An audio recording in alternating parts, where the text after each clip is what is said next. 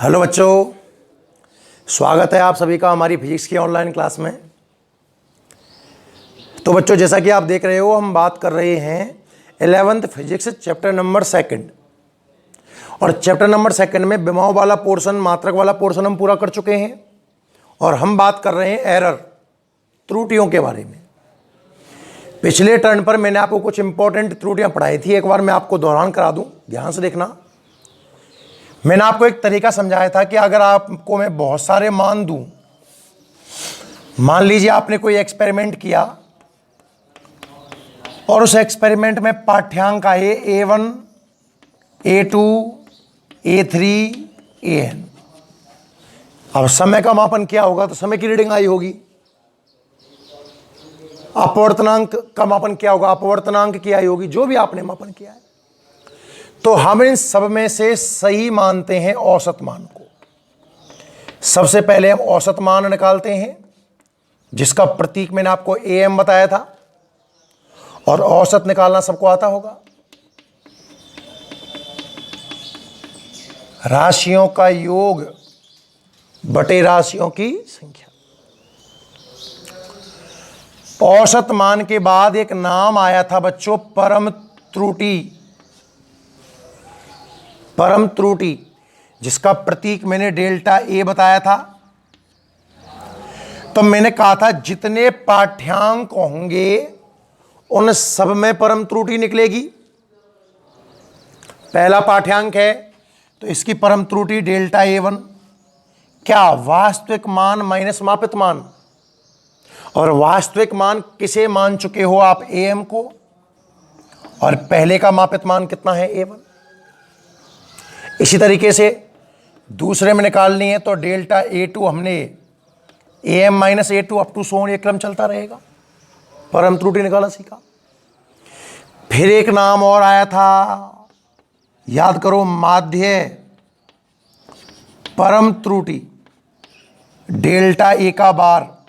अच्छा, परम त्रुटि के बारे में एक बात और बोल दूं बच्चों, ये प्लस की भी हो सकती है, ये माइनस की भी हो सकती है और जीरो भी हो सकती है। परम त्रुटि धनात्मक, ऋणात्मक या जीरो कैसी भी हो सकती है। माध्य परम त्रुटि इसके नाम में ही है, परम त्रुटियों का माध्य। पर एक करेक्शन करके बोलना कि परम त्रुटि है ना पहली, इसका मापांक लेना पड़ेगा। फिर दूसरी परम त्रुटि का मापांक लेना होगा। तो परम त्रुटियों के परिमाणों का औसत, परम त्रुटियों के परिमाणों का औसत। माध्य परम त्रुटि के बाद में एक त्रुटि और आई थी बच्चों, आपेक्षिक त्रुटि। और इसका सूत्र था माध्य परम त्रुटि बटे औसत मान। सूत्र आपको याद करने होंगे। और फिर कल लास्ट में हमने पढ़ी परसेंटेज एरर, प्रतिशत त्रुटि। तो प्रतिशत त्रुटि का फॉर्मूला था delta A bar upon AM Guna 100। Clear है यहां तक? तो ये 4-5 चीजें मैं आपको कल क्लियर करवा चुका था भाई, ठीक है ना, कि अगर बहुत सारी रीडिंग दी जाए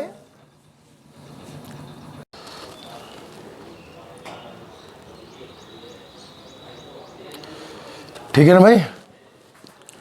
तो अब हम बात करते हैं आगे ना, एक आध क्वेश्चन और देखते हैं। ऐसे ही आपकी बुक का एक क्वेश्चन लेते हैं। कल मैं इस पर आपको एक क्वेश्चन तो करवा चुका था। अब आप आगे देखिए, आप मेरे साथ क्वेश्चन नोट करें। पहले तो आपका एग्जाम्पल नंबर 2.7 है ये। क्वेश्चन लिखिएगा,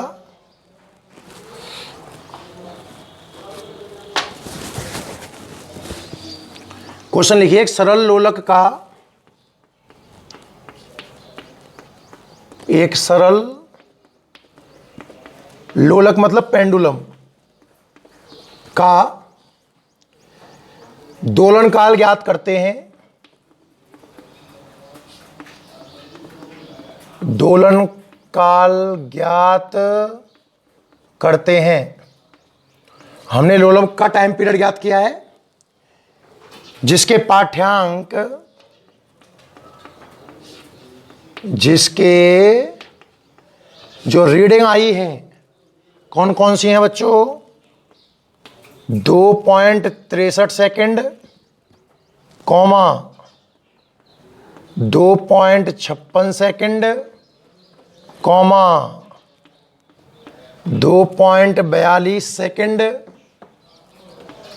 2.71 सेकेंड, कॉमा 2.80 सेकेंड है। ऐसी बहुत सारी रीडिंग आपने ज्ञात की। समझ रहे हो ना आप? आपने कोई पेंडुलम का अध्ययन किया और उस पेंडुलम का जो टाइम पीरियड निकल करके आया वो आंकड़े आपके सामने पेश हैं। आगे बढ़िए। अब इसमें हमें त्रुटियां निकालनी है। कौन कौन सी बोल रहा है बच्चों? पहली तो बोल रहा है निरपेक्ष, और आपको याद होगा निरपेक्ष का मतलब परम त्रुटि ही होता है। परम त्रुटि को ही हम निरपेक्ष त्रुटि कहते हैं। सापेक्ष त्रुटि, निरपेक्ष, सापेक्ष त्रुटि, उसके बाद प्रतिशत त्रुटि हमें ज्ञात करनी है। देखिएगा, प्रतिशत त्रुटि,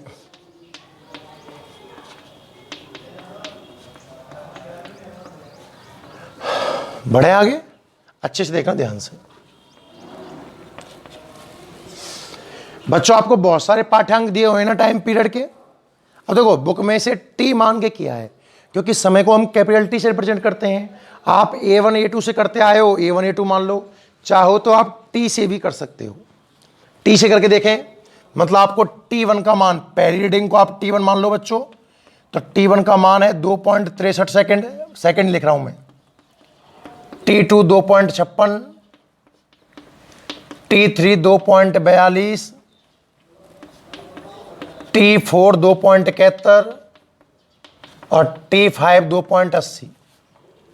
तो मैंने कहा जब आपको बहुत सारे मान दिए जाएं, आपको सबसे पहले निरपेक्ष त्रुटि निकालनी है, मतलब आपको परम त्रुटि निकालनी है ना। और परम त्रुटि की अगर मैं बात करता हूं बच्चों,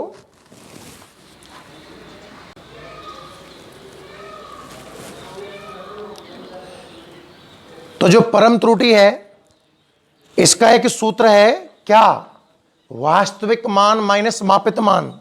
तो पहले मुझे वास्तविक मान निकालना होगा, और वास्तविक मान निकालने के लिए मुझे निकालना होगा औसत। TM लिख दूं इसको, और औसत होता है बच्चों राशियों का योग। T1 T2 plus T3 plus T4 plus T5 जितनी भी हैं योग बटे इनकी संख्या। संख्या कितनी हो रही है? 5। तो इन सबको जोड़ के देख लें, डायरेक्ट जोड़ लो। 0 1 3 9 और 3 12 के 2 हासिल 1।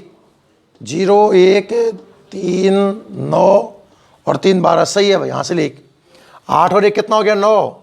9 और 7 16, 16 और 4 20 और 5 25 और 6 31 का 1 हासिल कितनी? 3। 2 5 2 7 2 9 2 11 और 2 13। 13.12 बटे 5, 5 दूनी 10, कितने बचे? 3 पॉइंट शामिल करना पड़ गया। 31 6 पंजे 30, कितना बचा? 1 12, 5 दूनी 10।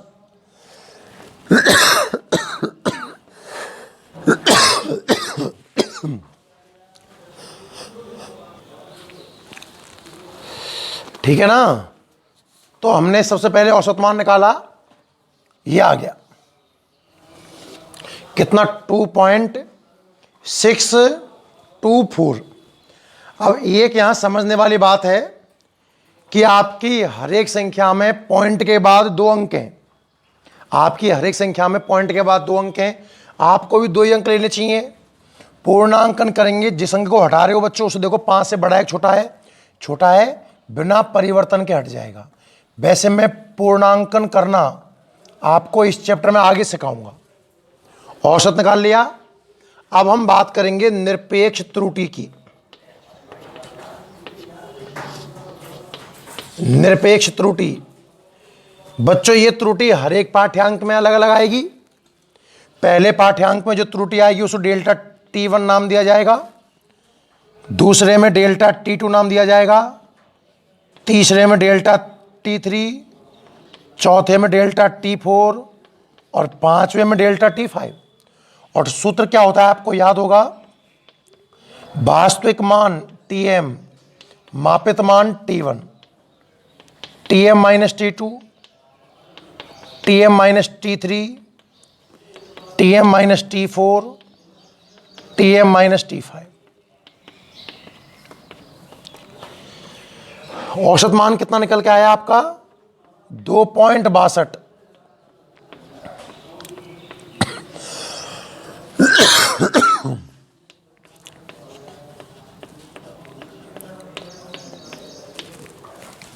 ठीक है ना?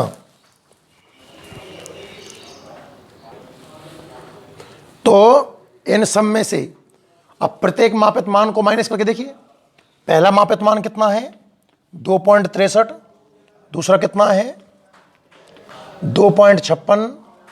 तीसरा कितना है? 2.42। उसके बाद में 2.71। उसके बाद में 2.80। माइनस करें, 2.62 में से 2.63 घटाऊंगा तो माइनस 0.01। ये 56 घटाऊंगा तो प्लस में बचेगा बच्चों 0.06। 42 घटाएंगे तो प्लस 0.20। 71 घटाऊंगा तो कितना बचेगा देखना, माइनस में बचेगा 0.09। और 80 घटाएंगे तो भी माइनस में ही बचेगा 0. कितना, 18। तो ये आंसर तो किसके हो गए भैया? निरपेक्ष त्रुटि के। नोट करो जल्दी से, चलो। वैसे आप खुद कर सकते हो इस क्वेश्चन को, कोई बड़ी बात नहीं है इसमें ना। कोई कैलकुलेशन मिस्टेक ना हो जाए जल्दबाजी में, बस इतना से ध्यान रखना। एक बार मैं देख के आंसर बोल दूं, मैच कर लेना कुछ। माइनस 0.1 ठीक है, प्लस 0.6, 0.20, 0.9। ये प्लस में कैसे आया? माइनस में आएगा, और माइनस 18 सही है भाई, 0.18। क्लियर यहां तक? अब ये तो हो गई हमारी निरपेक्ष त्रुटि। अब दूसरी त्रुटि कौन सी निकालनी है? सापेक्ष त्रुटि। इरेज करता हूं उसको, है ना। औसत मान याद रखिएगा 2.62 आया था। अच्छा, अब बच्चों आपको सापेक्ष त्रुटि चाहिए, और सापेक्ष त्रुटि का फॉर्मूला क्या होता है? सापेक्ष त्रुटि होती है delta A bar upon A M, माध्य परम त्रुटि बटे औसत मान। तो औसत 2.62 आया था। अब परम त्रुटियां जो अभी आई थी उनका माध्य निकालना होगा बच्चों।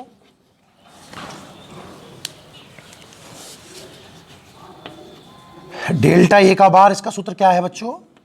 डेल्टा A1 का मापांक, डेल्टा A2 का मापांक, डेल्टा A3 का मापांक, डेल्टा A4 का मापांक और डेल्टा A5 का मापांक, डिवाइडेड बाई 5।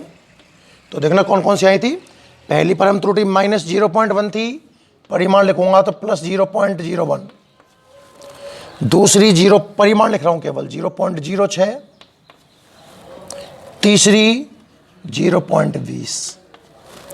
चौथी 0.09 और पांचवी बच्चों 0.18 डिवाइडेड बाई 5। तो 5 से इसको डिवाइड करके देखो कितना आता है। जोड़ना कितना आ गया? 6, 7, 20 है कितना नंबर 3 पर? 20 है। 6, 7, 27, 27 और 9 36 और 18 54। तो ये आ गया 0.54 बटे 5।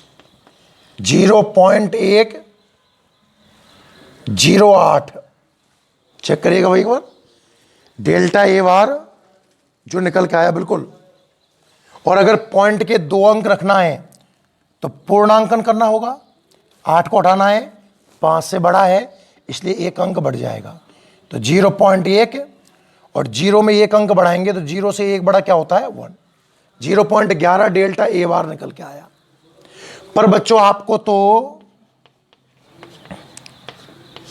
सापेक्ष त्रुटि चाहिए जिसका formula delta A bar upon A M होगा, और डेल्टा ए बार कितना है 0.11, और ए एम कितना है, औसत कितना आया था, एवरेज 2.62। अब देखो थोड़ा कैलकुलेशन इजी टफ है इसकी ना, 11 डिवाइडेड बाई 262, देख लो आप तो इस तरीके से, 11 में 262 का भाग, पॉइंट लगा 0 आ गया, नहीं गया अभी भी ना, फिर यहां 0 आएगा तो वापस 0 आएगा। 1100 में 262 का भाग लगभग 4 बार, 5 बार नहीं जाएगा, नहीं जाएगा। वैसे मैं देख के बता दूं कितना आ रहा है इसमें, 0.04 ही आ रहा है आंसर, 0.04। और प्लस माइनस में एरर प्लस माइनस में आती है बच्चों, ध्यान रखना। प्लस माइनस से क्या मतलब है कि एरर आने के लिए संख्या थोड़ी ज़्यादा भी हो सकती है और थोड़ी कम भी हो सकती है, थोड़ी ज़्यादा हो या थोड़ी कम हो, दोनों ही कंडीशन में एरर आती है। ठीक है, तो ये हो गई आपकी सापेक्ष त्रुटि। अब नेक्स्ट आपको क्या निकालना है, परसेंटेज एरर, प्रतिशत त्रुटि। देखिए तो प्रतिशत त्रुटि कैसे बताई मैंने आपको, 100 से मल्टीप्लाई कर देंगे,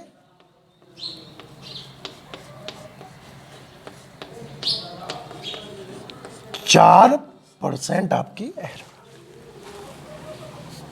तो उम्मीद करता हूं कि आपको यह क्वेश्चन अब समझ में आ गया होगा। गुणा भाग आप सब कर सकते हो, कोई बड़ी बात नहीं है। ठीक है बच्चों, नोट करो चलो जल्दी से इसको। इसको नोट करिए, एक क्वेश्चन आपको और देता हूं ना, लास्ट क्वेश्चन। क्वेश्चन लिखिए, इरेज कर दें इसको।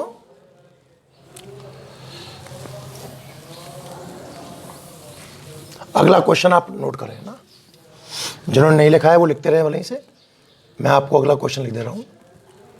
क्वेश्चन है,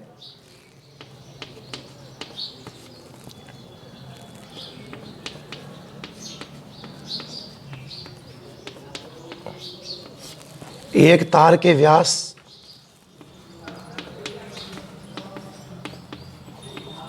को स्क्रू गेज उपकरण का नाम है बच्चों, से नापने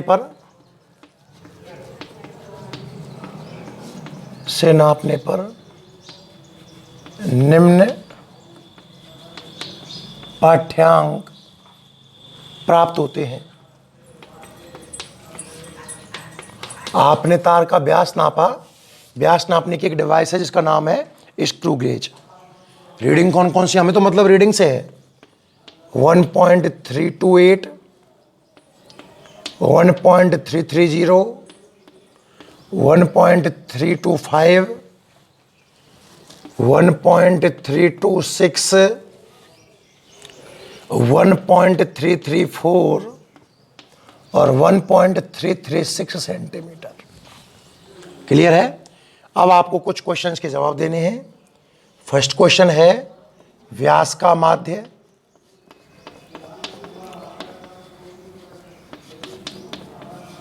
सेकंड क्वेश्चन है माध्य परम त्रुटि, माध्य परम त्रुटि, थर्ड है प्रतिशत त्रुटि। बच्चों देखो, अगर आपको प्रतिशत तक जाना है, ध्यान से देखिएगा, ये क्वेश्चन है, लास्ट क्वेश्चन और लेते हैं, फिर अपन इनमें एरर में आगे बढ़ेंगे ना। देखिएगा, एक बार तो आप क्वेश्चन समझें ढंग से कि क्वेश्चन कहना क्या चाह रहा है। पढ़िए एक बार क्वेश्चन को वापस से, दोबारा अच्छे से क्वेश्चन देखो। बच्चों एक क्वेश्चन आपसे चर्चा करवाना चाह रहा है कि कोई उपकरण है स्क्रू गेज मापी, उससे आपने तार के व्यास निकाले और जो व्यास के पाठ्यांक आपको मिले वो आपको नीचे लिखे हुए हैं, सही है ना। और 3 चीजों के जवाब देने हैं। बच्चों लास्ट में जाना आपको प्रतिशत त्रुटि तक है, तो वो पूरा प्रोसीजर फॉलो करना होगा जो मैंने आपको बताया। और इसमें तो पूछ भी रहा है तार का व्यास का माध्य निकालो। तो सबसे पहले सवाल की तलाश में हम व्यासों का माध्य निकालने का प्रयास करते हैं। देखो, अब समझने के लिए, व्यास को इंग्लिश में डायमीटर बोलते हैं, तो आप इसका प्रतीक स्मॉल डी ले सकते हो। कुछ भी ना समझ में आए कोई दिक्कत नहीं, आप ए से करो। कितनी रीडिंग है? 1 2 3 4 5 6। गुणा भाग थोड़े टेढ़े हो सकते हैं।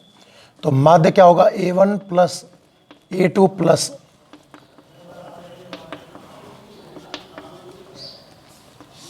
बताओ, ये समझ में आया कि नहीं आया बच्चों? सबको ऐड करो। देखो ध्यान से, 6 पॉइंट के लास्ट का अंक ले रहा हूं। 6 4 10, 16, 5 21 और 8 29 के 9। हासिल कितनी? 2। 3 2 5, 3 8, 2 10, 2 12 और 3 15 और 2 17 के 7। हासिल कितनी? 1। 3 और 1 4, 3 7, 3 10, 3 13, 3 16 और 3 19 के 9। हासिल कितनी? 1 2 3 4 5 6 7। 7.979 डिवाइडेड बाई 6। और जो इसमें 6 से डिवाइड करूंगा बच्चों, तो 6 एकम 6, 1 बचा, पॉइंट शामिल करना पड़ गया, 19 हो गया, 6 तिया 18, 1 17, 6 दूनी 12, कितने? 5, कितने हो गए? 59। और 6 का भाग 59 में 9 बार, 9 6 54, कितना बच गया? 5, कितना हो गया? 50। और 50 में 6 का भाग 8 बार, 8 6 48। हाँ है ना? पर देखो, इसमें पॉइंट के बाद 3 संख्याएं, 3 अंक लेने हैं, राउंडिंग ऑफ करना होगा, पूर्णांकन करना होगा बच्चों। 8 हटाना है, 8 5 से बड़ा है तो 1 अंक बढ़ेगा। और जैसे इसमें 1 बढ़ेगा तो ये हो जाएगा कितना आपका? 1.3। 1 बढ़ा के देखो, 330 महसूस करोगे आप इसको। देखना पहले का आंसर बिल्कुल 1.330। आप कहोगे सर कैसे हो गया? बढ़ा के देख लेना। 9 में 1 बढ़ाएंगे 10 की 0, हासिल 1 लग जाएगी और वो आगे पहुंच जाएगी 2 और 1 3। 1.330 आपका क्या है बच्चों? माध्य है। किसका माध्य है? व्यासों का माध्य है। समझ में आ गया सभी को? पहला क्वेश्चन। नंबर दूसरा क्या बोल रहा है? माध्य परम त्रुटि। पर भैया माध्य परम त्रुटि तो तब निकालूंगा ना जब परम त्रुटि होगी। अरे परम त्रुटि होगी तभी तो उनका माध्य निकाल पाओगे, बिना परम त्रुटि के माध्य कैसे निकालोगे? पहले परम त्रुटि निकालनी है। 6 रीडिंग हैं, 6 परम त्रुटि आएगी। Delta A1, delta A2, delta A3, delta A4, delta A5 और डेल्टा A6। वास्तविक मान माइनस मापित मान। वास्तविक मान कौन सा रहेगा? AM minus A1, AM minus A2, AM minus A3, AM minus A4, AM minus A5 और AM माइनस A6। AM कितना है? माध्य कितना है बच्चों? 1.330। एक साथ लिख लें, फिर एक साथ माइनस कर लेंगे, है ना?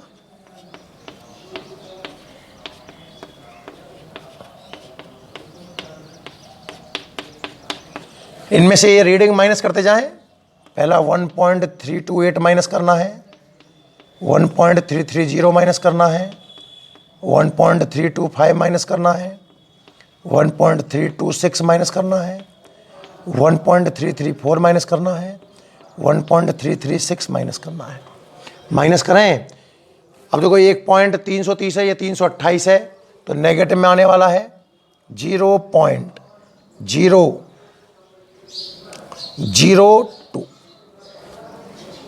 यहाँ 0 माइनस 0.005, ठीक है। यहाँ माइनस 0.004, सॉरी प्लस, फिर इसमें से घटाएंगे तो माइनस 0.004 और इसमें से घटाएंगे तो माइनस 0.006। एक बार मैच कर लेते हैं क्योंकि बहुत अजीब कैलकुलेशन होती है भाई इनकी। प्लस में 0.02, ठीक है, 0.005, ये देखो प्लस में आएगा, यहाँ 30 है, ये 25 है।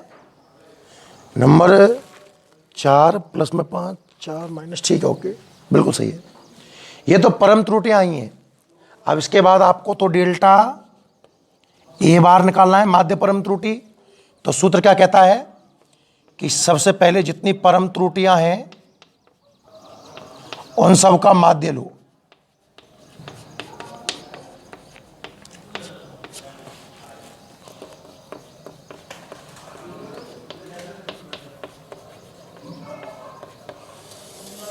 भाग दो 6 का। बात समझ में आई ना भाई? माध्य परम त्रुटि चाहिए तो पहले जो परम त्रुटियां आई हैं उन सब का परिमाण लो और उन परिमाणों का औसत निकालो। परिमाण मतलब बिना चिन्ह के सबको जोड़ दो। जब बिना चिन्ह के सबको जोड़ोगे ना आप, 6 4 10 4 14 5 19 और 2 21, 5 2 7 4 11 और 10 21, ठीक है। तो 0.021 डिवाइडेड बाई 6, 0.0 कितनी बार गया? 6 3 18 3, 0.3 से स्टार्ट है, बिल्कुल 0.0035 इज योर आंसर। अगर चूंकि पॉइंट के बाद सब जगह 3 है, 3 अंक रखना चाहते हो तो देखो 5 है, 5 से बड़ा होता है तो 1 अंक बढ़ाते हैं, 5 से छोटा होता है तो कोई परिवर्तन नहीं करते। और जब खुद 5 होता है ना तो इस संख्या को देखा जाता है, सम होती है तो कोई बदलाव नहीं करते बच्चों, विषम होती है तो 1 अंक बढ़ा देंगे। 3 विषम है, 1 अंक बढ़ा दो। यह है आपका आंसर। किसका? माध्य परम त्रुटि का। देखो भाई एक बात मैं आपको क्लियर कर दूं, कैलकुलेशन है, केवल कैलकुलेशन अगर आप लोग कर लेते हो फिर इसमें समझने जैसी कोई विशेष बात नहीं रह जाएगी, ठीक है ना? नोट करो यहां तक। आगे बढ़े। अब इसके बाद आपको परसेंटेज एरर चाहिए, और परसेंटेज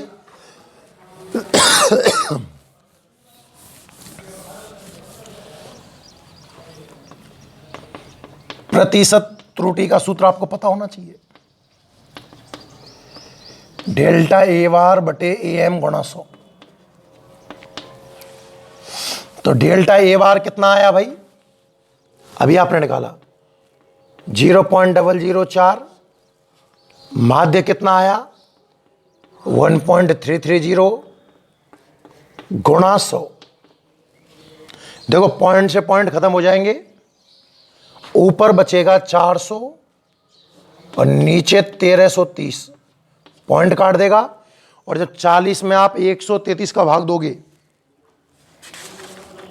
जैसा कि इसमें मुझे मान दिख रहा है 0.3 भाग दोगे ना आप 40 में 133 का, तो कोई 0.3 आएगा परसेंट में, वो आपका आंसर होगा। बच्चों इसमें पैटर्न समझना जरूरी है कि क्वेश्चन करते कैसे हैं।